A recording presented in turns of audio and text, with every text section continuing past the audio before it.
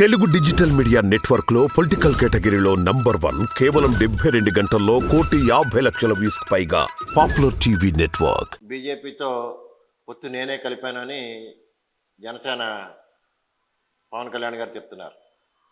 బీజేపీయే వచ్చింది అని చెప్పి తెలుగుదేశం వాళ్ళు చెప్తున్నారు. అసలు ఈ పొత్తుల్లో వెనకన ఎందుకు ఇది జరిగిందంటారు? ఈ పరిణామం ఎలా జరిగిందంటారు? ఏది ఇందులో ఉండే వాస్తవాన్ని మీకు అనిపిస్తుంది? ఇప్పుడు ఒకటి మాత్రం నిజమైంది, జగన్ బలవంతుడు. జగన్ని ఎదుర్కోవాలి అని అంటే మనం కలిసి వచ్చేవాళ్ళం ఒక జట్టుగా ఏర్పడితే తప్ప జగన్ని ఎదుర్కోలేము అనేటటువంటి నిస్సహాయ స్థితి ఈ పొత్తుల కారణంగా స్పష్టమైంది. దీంట్లోనూ ముఖ్యంగా ఎందుకు చెప్పాల్సి వస్తుందంటే, పవన్ కళ్యాణ్ జనసేన పార్టీ యొక్క ఆవిర్భావం నుంచి కూడా అది చంద్రబాబు నాయుడు గారి కోసమే పుట్టింది. 2014 కానివ్వండి, 2019లో దాని స్టాండ్ కానివ్వండి, ఈవేళ దాని స్టాండ్ కానివ్వండి, దాన్ని ఒక ప్రత్యేకమైనటువంటి రాజకీయ పార్టీ లక్షణాలు దాంట్లో కనపడటం లేదు మనకి. ఎందుకనంటే అది ఇక్కడ పవన్ కళ్యాణ్ గారు ప్రకటించిన సీటునే వాళ్ళు మార్పించగలిగారు. ఇచ్చిన కోటా నుంచే మళ్ళీ ఇంకో 2 తీసుకోగలిగారు. ఒక 2 రాజకీయ పార్టీల మధ్యన ఒక ఒప్పందం జరిగితే ఒక ప్రాతిపదిక, ఇన్ని అసెంబ్లీలో ఇన్ని పార్లమెంట్లో 1 అవ్వచ్చు, 6 అవ్వచ్చు, 10 అవ్వచ్చు. ఇప్పుడు ముందు 24 సీట్లు ఇచ్చి ఇచ్చామన్నారు, ఇప్పుడు ఇంకో 2 ఇచ్చాం. అలాగే బాబాయ్, అలాగే బాబాయ్, ఇవాళ 2 తగ్గించారు. ఇది ఇంకా ముందు వెళ్ళేటప్పుడు ఇది ఎన్ని అవుతాయో తెలీదు. లేదా ఈ 21 పేరుల్లో ఎన్ని టీడీపీ పేర్లు ఉంటాయో కూడా తెలియదు. సో ఈవేళ అయితే నిస్సందేహంగా ఆ కులంలో పవన్ కళ్యాణ్కి పలుకుబడి ఉంది. ఆ కులం వాళ్ళు కూడా మనకి ఇతనే ఆశాజ్యోతి అని చెప్పి ఈ 21 సీట్లతోనే ఆయన ముఖ్యమంత్రి అవుతాడు, ఆయన 2.5 సంవత్సరాలు ఈ రాష్ట్రాన్ని ఆళ్తాడు, ఇలా రకరకాలగా వాళ్ళు ఆశపడుతున్నారు. సరే, సహజం. అది వాళ్ళ సంవత్సరాలు వెళ్తాడని ఎవరు చెప్పలేదు కదా. ఎవరు హామీ ఇవ్వలేదు కదా. హామీ అనే గొడవ లేదు నాకు, నేను అనుకోవటమే. నేను నా చిన్నప్పుడు అనుకునేవాడిని, నేను కనుక సినిమాలో వెళ్తే నాగేశ్వర రామారావు అవుట్, అద్దంలో నా ముఖం నాకు అంత అద్దంగా కనపడుతుంది. ఆ పక్క ఆవిడ పిల్లోడికి అన్నం తినిపించేటప్పుడు మన పేరు చెప్తుంది, పిలవనా అని. అంటే మనం ఎంత భయంకరంగా ఉన్నామో అప్పుడు తెలుస్తుంది. ఈ రకంగా ఈ పొత్తులు అనేవి ఇక్కడ. అలాగే తెలుగుదేశం పార్టీ ఒక క్షణం ఎంత కింద స్థాయికి వెళ్ళిపోయి మోదీ కోసం మాట్లాడాలో. బహుశా భారతదేశంలో వామపక్షాల వాళ్ళు కూడా మోదీ కోసం ఆ రకమైన భాష కానీ, ఆ రకమైన పదప్రయోగం కానీ, అంత క్యారెక్టర్ని చంపే విధంగా కానీ ఎప్పుడు మాట్లాడిన పాపాన్ని పోలేదు. ఆ స్థాయిలో నల్ల చొక్కా వేసుకొని చంద్రబాబు నాయుడు గారు చిందులు వేశారు. ఈవేళ రాష్ట్ర ప్రయోజనాల కోసం కలిసిపోయాం. రాష్ట్ర ప్రయోజనాల కోసమే చిట్టానన్నారు. ఆ రోజు రాష్ట్ర ప్రయోజనాల కోసమే విడిపోయేదన్నారు. అంటే ఒకటి నిజం కూడా, విశ్వసనీయత లేని రాజకీయ నాయకుడు ఎవరైనా ఈ భారతదేశంలో ఉన్నారు అని అంటే అది చంద్రబాబు నాయుడు గారు. నిజంగా కూడా రేపు మోదీకి కటాకటిగా వచ్చి ఈ చంద్రబాబుకి వచ్చిన 10 సీట్లతోనే ఆయన ప్రధాని అవుతాడు అని అంటే మొట్టమొదట బ్రూటస్ పాత్ర వహించేది నారా చంద్రబాబు నాయుడు గారే. అందులో ఏమీ సందేహం లేదు. అది ఆయనే చేయగలడు కూడా, ఇంకొకళ్ళు ఎవరు చేయలేరు అలాగా. అది గతంలో మామగారు ఎన్టీ రామారావు విషయం కానివ్వండి, దగ్గుబాటి వెంకటేశ్వరరావుకి రాజకీయ సమాధి కట్టింది కానివ్వండి, మళ్ళీ దగ్గుబాటి పురంధరేశ్వరి గారిని ఆయన ఎత్తుకొని తిరగటం కానివ్వండి, ఆయనకే చేతనవును. అటువంటి విలక్షణమైన రాజకీయ నాయకుడిని బహుశా చరిత్రలో ఇంకొకడు ఉండడు. ఇప్పుడు మీరేమో ఎలా అంటున్నారు, బీజేపీ వాళ్ళు అయితే మాకు ఇష్టం లేదు, వాళ్ళే బతిమాలి బామాలితే మేము వచ్చామనేమో ఒక రకంగా ప్రచారం జరుగుతుంది. లేదు, నేనే బీజేపీని బతిమాలి నేను వాళ్ళకి ఇష్టం లేకపోయినా సరే నేనే తీసుకొచ్చానని చెప్పి జనసేన పవన్ కళ్యాణ్ గారు ఒక రకంగా చెప్పారు. కాదు, మమ్మల్ని చూసే చేశారని చెప్పి ఇంకొక ప్రచారం ఏంటంటే, చంద్రబాబు నాయుడు గారిని చూసి మా బీజేపీ అధినేత మోడీ గారు వచ్చారు, అంతేకాదు ఆయనకి ఎన్డీఏ కన్వీనర్గా కూడా ఇవ్వడానికి ఆఫర్ చేశారు, తీసుకోవాలా వద్దా లేదా అన్నది మా చంద్రబాబు నాయుడు గారు ఆలోచిస్తున్నారు అనేది మళ్ళీ అప్పుడే ఆయనకు అనుకూలమైన మీడియా అనేది ఒకటి మొదటి నుంచి ఉంది కదా ప్రచారం. ఇప్పుడు ఆ ప్రచారం మొదలైంది. ఇందులో ఏది అసలు ఇప్పుడు నమ్మబడొచ్చు? అయ్యా, ప్రచార సాధనాలు చేతిలో ఉంటే మీరు జర్నలిస్ట్గా, చరిత్ర మీద అవగాహన ఉన్న వ్యక్తిగా, చరిత్ర చదివిన వ్యక్తిగా, రెండవ ప్రపంచ యుద్ధంలో జర్మనీ వచ్చింది జర్మనీ యొక్క శ్రేయస్సు కోసమే అని హిట్లర్ని ఈవేళ ఎలాగైతే ఈ దేశంలో మోదీని నమ్ముతున్నారో అలా హిట్లర్ని నమ్మి జర్మనీ అంతా పిచ్చెక్కిపోయింది. ఆ రోజు ప్రపంచంలో పారిశ్రామికంగా అభివృద్ధి చెందిన దేశం జర్మనీ సర్వనాశనం అయిపోయింది. ఆ రకంగా ప్రచార సాధనాలు వాళ్ళకు అనుకూలంగా అనేటప్పుడు కాబోసు అనే పరిస్థితి కలుగుతుంది. ఇవాళ 40 years ఇండస్ట్రీ, 14 సంవత్సరాలు ముఖ్యమంత్రి చేసి మళ్ళీ జగన్ అడుగుతున్నారు ఇంటింటి కొలాయి లేదంటే, మరి మీ 14 సంవత్సరాల్లో కనీసం కొలాయి మంచినీళ్ళు కూడా ఇవ్వలేకపోయారా మీరు? మీరు సాధించింది ఏమిటి? ఈ రాష్ట్రంలో ఉన్న వనరులన్నింటినీ తీసుకెళ్ళిపోయి సింగారించారు. అక్కడి నుంచి తరిమి వేయబడ్డాం. కాబట్టి ఈ పొత్తులు, ఈ నాయకులు అయితే దురదృష్టవశాత్తున సిద్ధాంతాలు కానీ రాజకీయ దృక్పథం కానీ పనిచేస్తే అప్పుడు రిజల్ట్ వేరేగా ఉంటుంది. ఈవేళ పనిచేస్తుంది కులం, మతం. అవి రాజకీయాల్లో పనిచేసేటప్పుడు ఇవాళ మరి మీడియా ఉంది, అదేదో దానికోసం చిలవలు పల్లవల కింద దానికోసం వాళ్ళు ప్రచారం చేస్తున్నారు, కామోసు అని అనిపిస్తుంది. ఇవన్నీ మీకు ఇది సరే అని ఉండొచ్చు. మనకి తెలుగుదేశం పార్టీ మీరు చెప్పిన చంద్రబాబు నాయుడు గారు ఎప్పుడు ఏ స్టాండ్ తీసుకుంటాడో ఏమిటో, స్ట్రాటజీ ఏమిటో, విజయం కోసమే ఏమైనా ఎత్తులేస్తాడో అన్నది ఒకటి పెడితే, వైఎస్ఆర్ కాంగ్రెస్ పార్టీ అధినేత జగన్ గారి స్టెప్స్ కూడా అన్ని ఒంటెత్తు పోకళ్ళలాగే కనబడుతున్నాయి అన్నది 100% అది కరెక్ట్. ఎందుకంటే ఈ 5 సంవత్సరాల్లో కూడా నిజంగా విశ్లేషిస్తే ఈ వ్యవస్థని నిలబెట్టినటువంటి ఘనత జగన్ది. కానీ కింద స్థాయికి వెళ్ళి ఎలా అనేది చెప్పగలిగే పరిస్థితిలో లేదు. ఈవేళ జగన్ యొక్క ఈ పథకాలు కానివ్వండి, ఇవన్నీ కూడా మార్కెట్లో ద్రవ్య చలామణిని పెంచి మధ్యతరగతి జనాన్ని బతికించే, మార్కెట్ని బతికించింది. ద్రవ్య చలామణి పెరగకపోతే ఈ రకమైనటువంటి పరిస్థితులు ఉండే కావు. మీరు మధ్యతరగతిని బతికించింది అంటున్నారు, మధ్యతరగతి అల్లులు వస్తున్నారు, గోలు పెడుతున్నారు. ఏమండి, వెల్ఫేర్ స్కీమ్స్ పేరు చెప్పి మధ్యతరగతికి చాలా అనేక నష్టాలు జరుగుతున్నాయి అంటున్నారు. ఇప్పుడు మీ గడ్డొచ్చాను, పెరిగిన ధరలకి జగన్ని మీరు ముద్దాయిని చేస్తున్నారు. చేస్తే పెరిగిన ధరలు ఏమైనా ఇక్కడ మనకి శనగపప్పు 100 రూపాయలు ఉండి తమిళనాడులో 80 రూపాయలు ఉంటే ఇక్కడ జగన్ ప్రభుత్వం కారణం.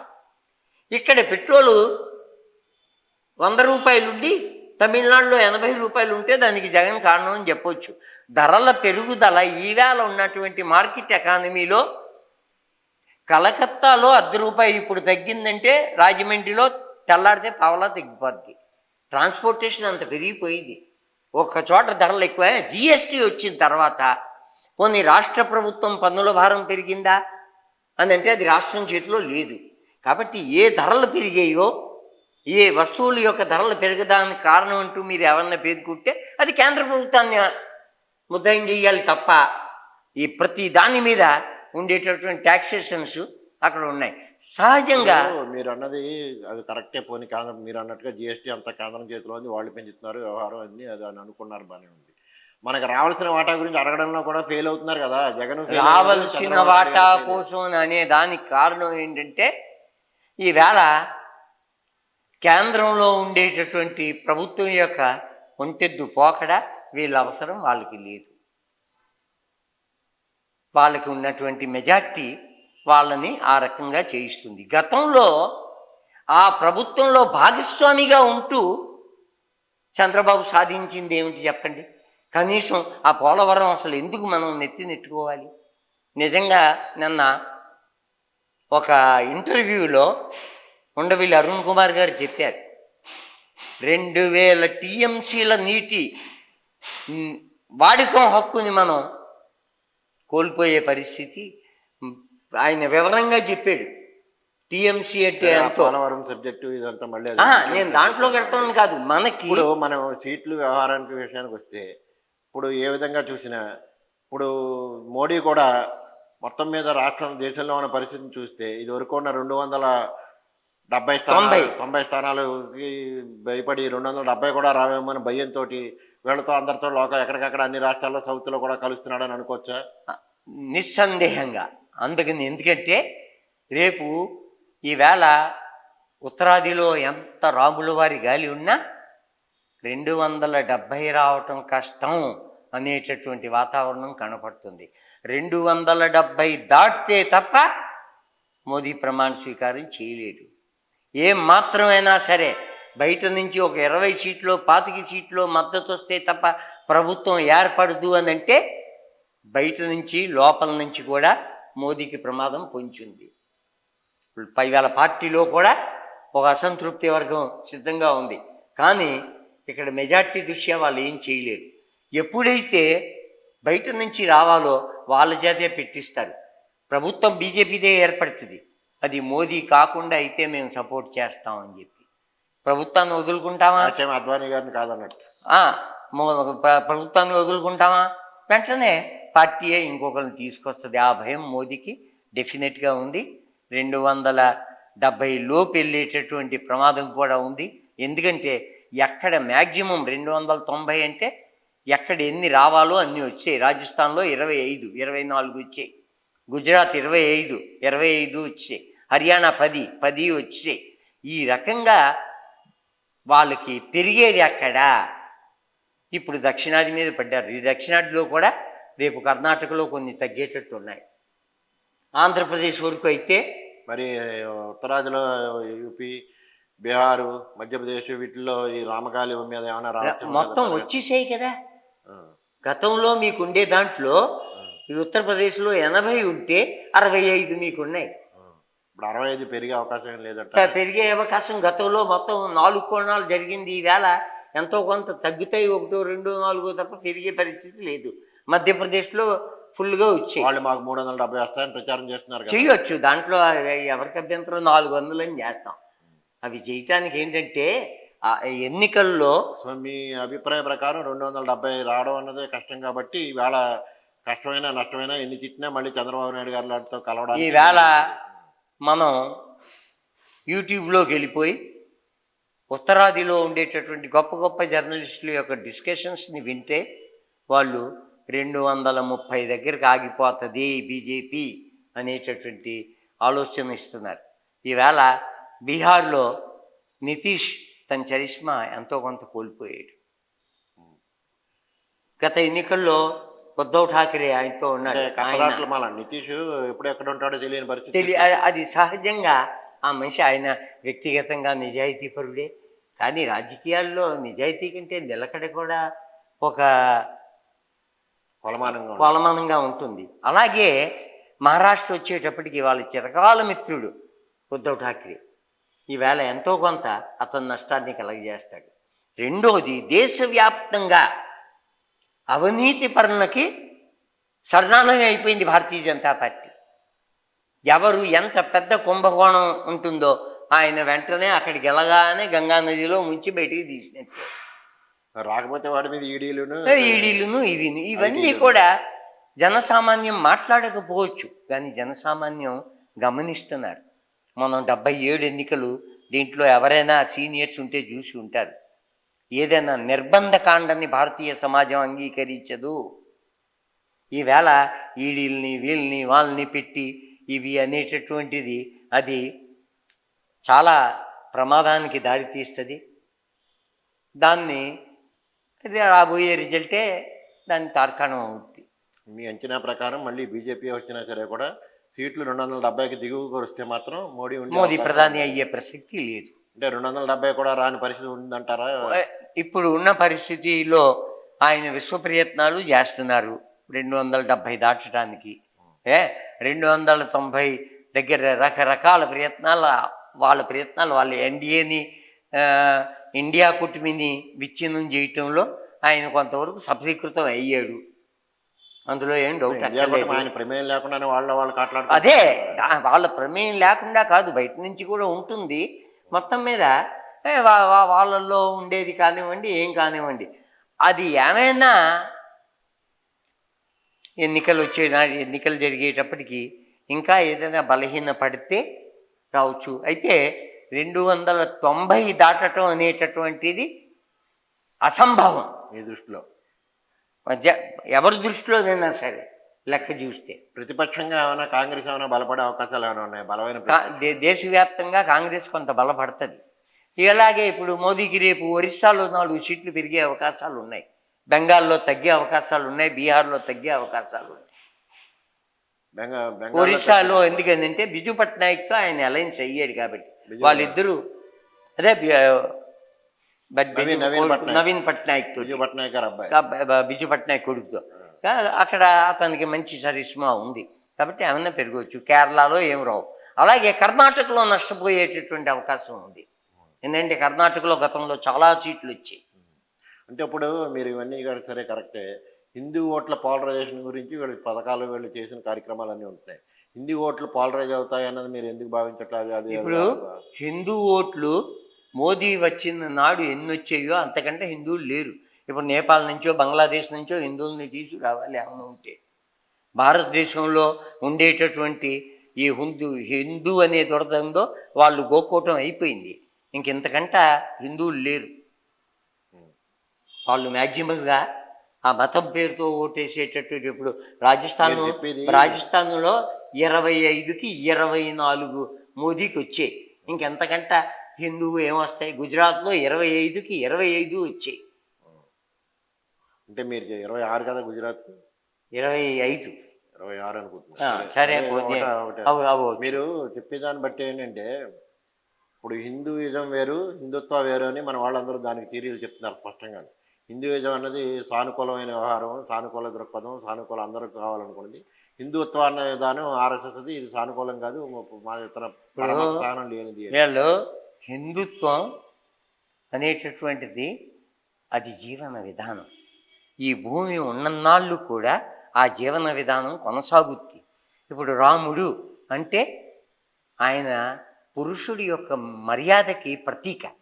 దానికి రాములు వారికి ఏదో ఆయనకి గతంలో పేరు ఉండేది కాదు, ఇప్పుడు మేము పేరు తీసుకొచ్చాం, దానివల్ల ఆయనకి మార్కెట్ అయింది. రాముడికి దండం పెడితే మనం తరిస్తాం, పెట్టకపోతే ఆయనకి వచ్చి నష్టం ఏంటి? ఈ రకంగా మతం అనేది దక్షిణాదిలో మతాన్ని పవిత్రంగానే చూస్తున్నాం మనం. అదే ఉత్తరాదిలో మతం యొక్క ఉన్మాదం ఉంది అన్ని పక్కల కూడా. కాబట్టే అక్కడ మత కలహాలని అవని లేకపోతే మతకలం ఎందుకు వస్తుంది? వాడి చర్చికి వాడి వెళ్తాడు, వాడి మసీదుకి వాడి వెళ్తాడు. మనం ఇక్కడ ఆ సమభావంతో ఉన్నాం. ఎప్పుడు మత కలహాలు అక్కడే ఎందుకు జరుగుతాయి అంటే ఆ ఉన్మాదం, నాది ఇంకొకళ్ళ మీద రుద్దటం అనేటటువంటిది నా ఉన్మాదం. నాకు నచ్చిన దేవుడికి నేను దండం పెడుతున్నాను. ఇప్పుడు మనకి ఇక్కడ అయ్యప్ప ఇది ఉంది, మనం ఏమి దాన్ని అనుకోం, ప్రోత్సహిస్తాం. ఈ రకంగా అనేక రకాలుగా చూస్తే ఆ ఆచరణలో ఆ తేడా ఉంది. మొత్తంగా ఇప్పుడున్న పరిస్థితుల్లో ఈ పొత్తులు కేవలం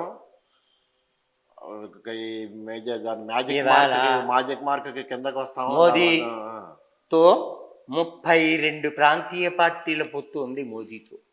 అదే మీరు చెప్పేది ఏంటంటే ఫైనల్గా మ్యాజిక్ ఫిగర్కి ఆఖరికి వస్తామా రావా అని భయంతో, ఆఖరికి భారత రత్నాన్ని కూడా పొత్తు కోసం వాడుకున్నాడే. చరణ్ సింగ్ ఇచ్చి చరణ్ సింగ్ కొడుకునిలాగి. ఇది ఎవరికి తెలియదు, ఎవరు ఏమనుకోరు అని వాళ్ళు అనుకోవచ్చు, కానీ జనానికి అన్నీ తెలుసు. ఉత్తరప్రదేశ్లో చరణ్ సింగ్కి భారతరత్న ఇచ్చి చరణ్ సింగ్ కొడుకుని పొత్తులో లాక్కున్నారు. సో ఈ ప్రాంతీయ పార్టీలన్నీ కూడా ఇప్పుడు కాపాడతాయనే ఆలోచనతోటి మోడీ గారు ఉన్నారు. వాళ్ళ దాంట్లో ఒక సీటు అర సీటు ఉన్నవాళ్ళు లేనోళ్ళు అలా మొత్తం మీద జైన్ గారి ఒపీనియన్ ప్రకారం వాళ్ళు చెప్తున్నట్టుగా 330 370 రావు, 290కి కష్టంగానే ఉంటారు తప్ప అంత మెజారిటీ దారుణంగా వచ్చేసి పరిస్థితి లేదు. ఎందుకంటే ఉత్తరాదిన ఇప్పటికే మ్యాక్సిమం ఫిగర్స్లో ఉన్నారు, అవి తగ్గాలి తప్ప పెరిగే అవకాశం లేదంటున్నారు. సరే, మోడీ గారు మాట వాళ్ళు చెప్తున్న 370, మోడీ ద్వయం చెప్తున్న 370 నిజమా, జైన్ గారు చెప్తున్న 270, 290 నిజమా అన్నది ముందు ముందు చూద్దాం. 270కి దిగువన వస్తారు. 230 నుంచి 250 వరకే అంచనా వేస్తున్నారు. 270 వచ్చేస్తే చాలా గొప్ప విజయం సాధించినట్లు లెక్క. ఓకే, సరే చూద్దాం అయితే ఏం జరుగుతుందో చూద్దాం. నమస్కారం. ధన్యవాదాలు. నమస్కారం.